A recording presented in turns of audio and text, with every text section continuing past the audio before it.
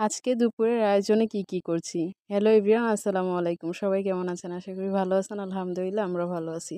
তো সকালবেলায় শ্বশুর বাবা বাজার থেকে দেশি একদম বেলে মাছ নিয়ে এসেছে। তো এই মাছগুলো কেটে ধুয়ে পরিষ্কার করে নিয়েছি। আর এখানে আমার যা রান্নাটা বসিয়ে দিচ্ছে। এখানে আলু কুচি, পেঁয়াজ কুচি এবং কাঁচামরিচ কুচি দিয়ে ভালোভাবে মেখে নিচ্ছে, হলুদ এবং লবণ পরিমাণ মতো। আর পরিমাণ মতো তেল দিয়ে ভালোভাবে মাখিয়ে নিচ্ছে। পরবর্তীতে মাছগুলো এড করে দিচ্ছে। আর এইভাবে রান্নাটা করলে তো অনেক খেতে মজা লাগে। আর যে মাটির চুলায় রান্নাটা হবে আর খেতে তো অনেকটাই মজা হবে, বুঝতেই পারছেন। তো এখানে পরিমাণ মতো পানি এড করে দিচ্ছে।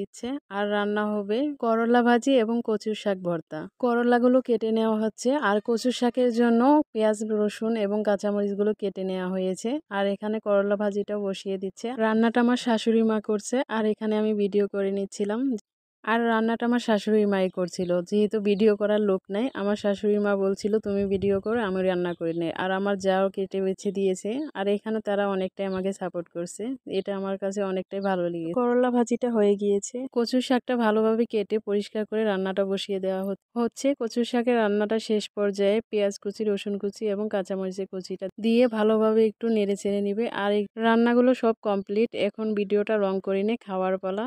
তো রান্নাটা অনেক মজা হয়েছে। কচুর শাকটা বিশেষ করে অনেক মজা হয়েছে, যা বলে বোঝানো যাবে না। আর দেশি মাছ বলে কথা, যেহেতু মাটির চুলায় রান্না হয়েছে, রান্নাটা অসাধারণ, আলহামদুলিল্লাহ। তো সবাই ভালো থাকবেন, সুস্থ থাকবেন। আজকের ভিডিওটা এই পর্যন্ত। আল্লাহ হাফেজ।